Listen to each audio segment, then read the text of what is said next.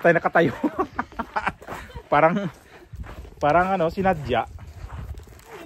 Ano na yung puti na yan? Pasura yan sa bahay ni Don Antonio. Ay! Baka sunsi yan ito natin. Wala. Diyan sa Prada oh, kanina. Yan, may bebatayan na ni Prada sa kanita. Kanina nga, diyan sa Prada eh. Yan, Rio. Labas. Ito, weekend ulit. Noong nakarang linggo, may kasama kami. Pumasok. Yung mga kasama niya pumasok. Ngayon, kami-kami na lang din kasi pumunta tong pinakapanganay ng amo namin. Hindi kami na-abiso kahapon kasi nakalimutan daw. Ha?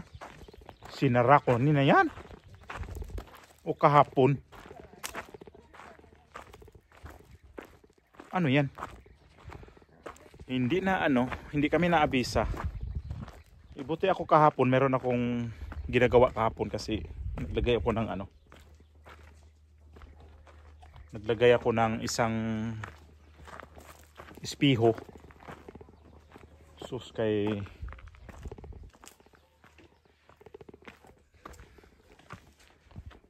bigla na lang dumating tong amo namin na lalaki. Stay. Papasok muna ito sa mga manok. Yeah. Hoy! Sandali kasi ano to. Sara muna to para ano.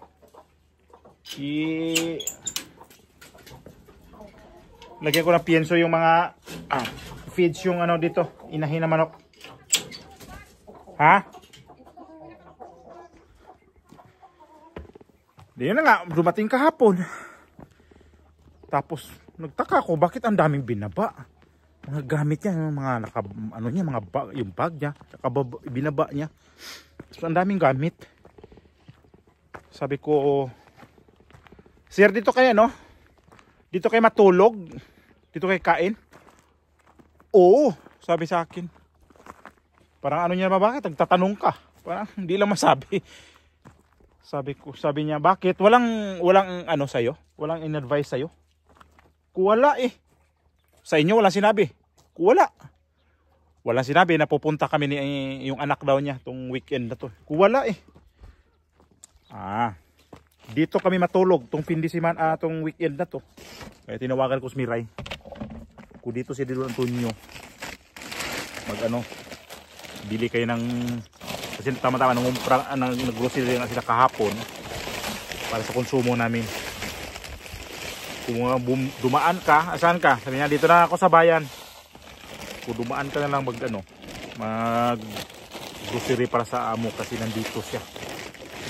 Yung amo namin panganay nga. Tapusin ko lang to. Ano ko ng feeds kasi. Ayun. Kung bumili ka ng kasi bumili ka ng prutas, yung saging at saka ano pa yung ibang makain nila dito kasi wala talagang advice. So na siya, sabi niya kutawagan ko si May. Saan ba si May? Kung nag-grocery, nandoon na sa nag-grocery. Sino ba nag-drive? Sinabi ko si Kelly. Dapat tingnan mo nga kung saan yung mga itlog. Kaya sabi niya, kay si Kelly ang nag-drive ko si Kelly. Kasi nga para sa amin konsumo. Ay, tawagan mo. So yun, natawagan si Miray. Yun.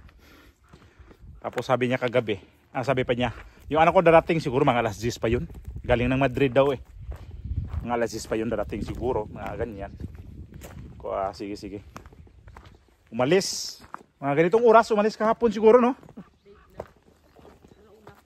Ha? Wala na dyan. Tama. Umalis. Dala-dala yung shotgun niya. Ang hunting.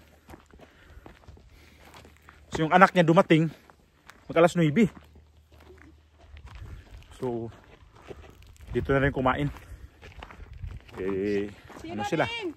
Sira. Tapos sabi niya kagabi, Sira. wala kang ano? Sabi pa niya sa akin kahapon, walang tiwala si May sa'yo. Kaya si Kili nag-drive. Kung hindi, kasi may ginagawa nga ako.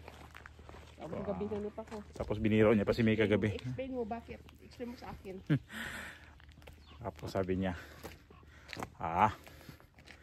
naglagay nga ako ng salamin doon sa isa kong amo, nagsuutosan. Ano niya man dito, ang utos dito.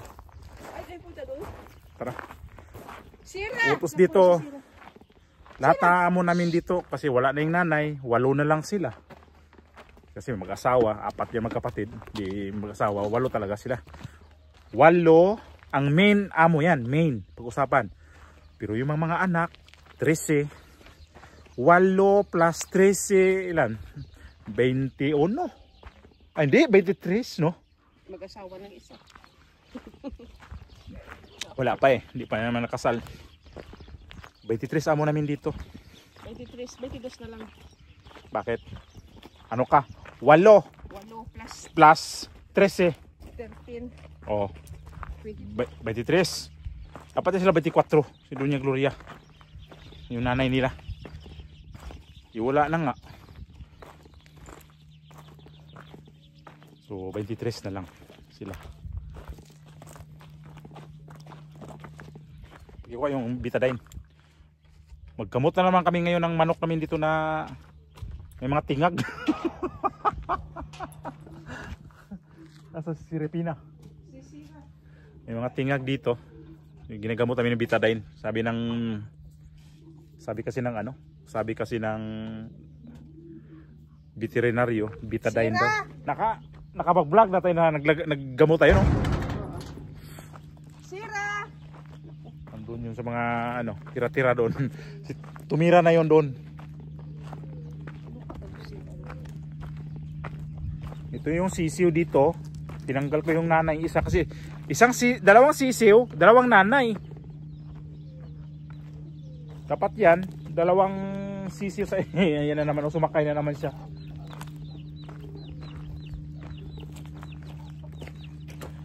Gamot muna kami ng mga manok. Dalawang sunoy ba? Ano nangyari? Ay, mabuksan. Bato siguro. Dito ilang beses ko nang untog nito. Oh. Tama ngayon ni Ramon yan.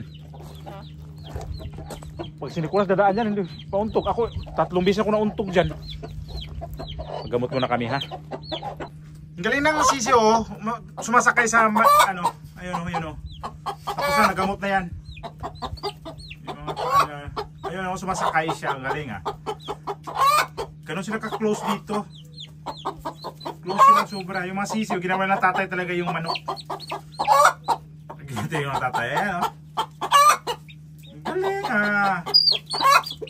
Nahulog na. Ayun, hindi pa. Andun pa. Tara na. Okay na.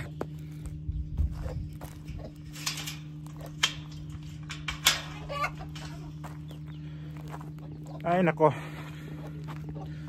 Buhay nga naman. Ano pala?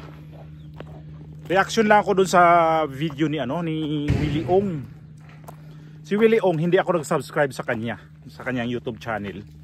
Pero pag gusto ko yung manood, halimbawa may mga naramdaman na kakaiba, sinisearch ko yung YouTube channel niya. Madali lang i-search kasi kilala na siya, mga nasa 9 million mahigit, kulang-kulang 10 million yung subscriber niya. Madali lang hanapin kasi lalabas naman talaga pangalan niya.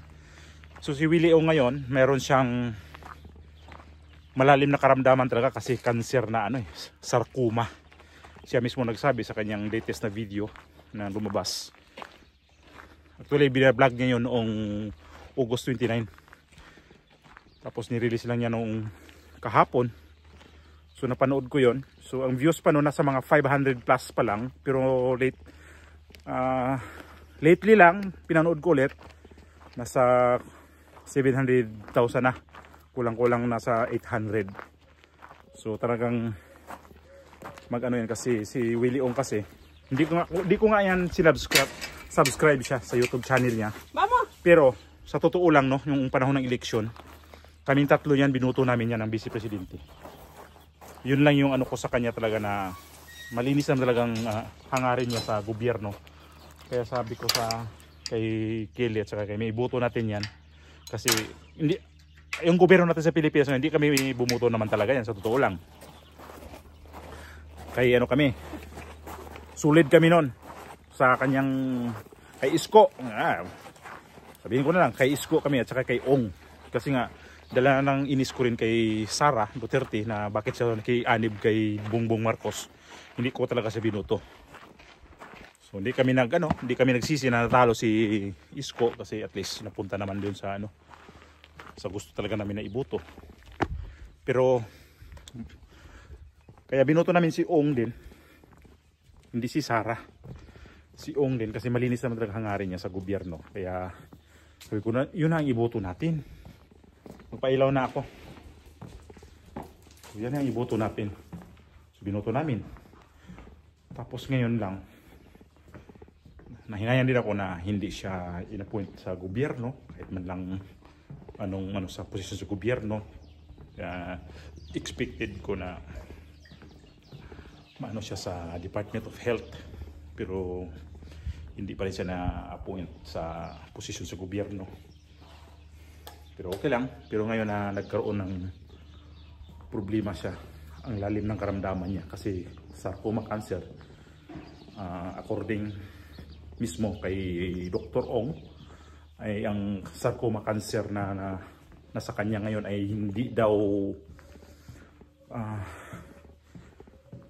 sobrang laki na daw yung bukol, yung tumor niya sa kanyang katawan. Tapos, hindi rin sinabi niya kung saan nagpagamot. Napanood natin yung video niya na minsan inabot siya ng pagod at hirap magsalita. Kaya nagpapahinga muna siya sa sasalita. Kaya, ang ano ko dun, hindi ko ako nag-subscribe sa kanya. Hindi ko yan sa kanya na nag-subscribe sa kanya. Pero panahon nga nung election, binoto ko talaga siya, vice presidente. Kahit nakuha ko ng trapo. So ngayon, nakakaawa lang talaga sa kanya kasi maano natin na hirap talaga sa sa karamdaman niya kasi pagsasalita pa lang sa pag-vlog nung nasa hospital siya ngayon. Yung nag-vlog yung asawa niya. Nagpahinga talaga siya. Tsaka ramdam natin na seryoso talaga ang sakit na karkuma na yan, yung cancer. Kasi sabi, in-explain niya na ba kung saan banda yung karkuma niya. Nagtatago daw sa kanyang yung dito. Tapos, ang apektado yung puso niya, saka yung mga, mga internal organ. So, dapat, ako naman, hindi naman sa idaan natin sa pagkurni-kurni, gusto ko yan siyang abogado, doktor, kasi may mga doktor bihira naman din na yan siya kasi lahat ng mga advice niya sa kung anong dapat gawin, halos naibigay niya sa kanyang mga vlog. Halos na-i-vlog niya yung dapat mga remedy sa mga sakit na ganyan. Bihira ng ganyan na tao na tumutulong talaga, lumilingon sa mga kagaya sa atin na mahihirap, na wala pang bayad sa doktor. Tapos alam ko, tumutulong naman din talaga yan sa mga mahihirap eh. Kaya lang, sa karamdaman niya ngayon, aminin ko nga, nasaktan din ako. Kasi kahit di ako sa kanyang subscriber, hindi ako follower sa kanya sa iba pang platform, nasaktan din ako dahil naramdam ko yung sakripisyo niya sa tao. Nandun yun eh, na maramdaman natin talaga yung seryoso siya sa kanyang pagtulong sa mga tao. So, magsalita pa lang, di ba? Mas sobrang malumanay, sobrang seryoso. Tapos, ramdam mo sa kanya na tutulong talaga sa ating mga mahihirap. Kahit nga ngayon, andyan, nakaratay na siya sa hospital. Alam natin na, alam din niya na hirap na nga siya sa kanyang katawan. Binilit niya na magsalita sa harapan ng mga tao na sumusuporta sa kanya. Sinabi naman niya na hindi ako pwede magsinungaling sa aking mga followers kasi ayaw niya yung ganyan na may tinatago siyang naramdaman daw sa sarili niya. So, yun, ko sa kanya na sana idasal natin na makarecover siya. Kasi alam ko pag makarecover yan, ang dami pa niyang matutulungan talaga ng mga tao. Hindi lang isang tao matulungan niya. buong sambayan ng Pilipino ang matutulungan niya. Alam ko, pag makarecover siya niyan, yung cancer niya sobra talagang aggressive daw. Alam ko, pagka nakarecover siya, doon siya babawi sa mga tao na nagdadasal sa kanya. Nakakaiyak yung video niya. Di lang kurot sa puso. Talagang lalamutakin yung dibdib mo pag hindi ka maano sa kanyang pinapanood. Kanina pinapanood ko yung vlog niya. Hindi naman mahaba eh. So, sana makarecover siya para sa ating mga Pilipino na nangangailangan ng tulong talaga, lalo sa ating mga Pilipino ng karamihan, kulang sa financial na pang hospital, pang doktor. Kasi yun ang problema kasi sa atin talaga eh. Health system ang problema sa atin dahil mahal ang gamot, mahal ang hospital, mahal ang doktor, lahat mahal. Kahit mag-public ka, doon ka pa din pupunta sa bayaran pa din yun. Hindi lahat na sa hospital na malibre ka. Iba kasi dito sa abroad eh. Kasi pag dito sa abroad, malalim na mga sakit gagaya ng mga cancer, mga transplant na ganyan, wala kang babayaran dito na malaking halaga. May babayaran ka pero kunting-kunti lang. Hindi yung milyon-milyon ang babayaran mo dito. Wala kang intindihin na bayad. Mga donation, nagdo-donate na mga mga organ ganyan, maraming nagdo-donate. Kaya iba pa rin talaga ang sistema dito ng healthcare system dito sa ibang bansa. Sana nga pagdasal natin na yung gulo sa Pilipinas ngayon sa politika, maisip ko na crisis na rin sa politika sa atin ngayon dahil gawa ng bangayan dito, bangayan doon, pag hindi ka kakampit, tirahin ka. Nakikita naman natin eh. Hindi natin pwede sabihin na hindi tayo pwedeng magpanitiko sa politiko. Ang marami kasi sa atin na mga Pilipino ay nandoon sa panatiko sa politiko.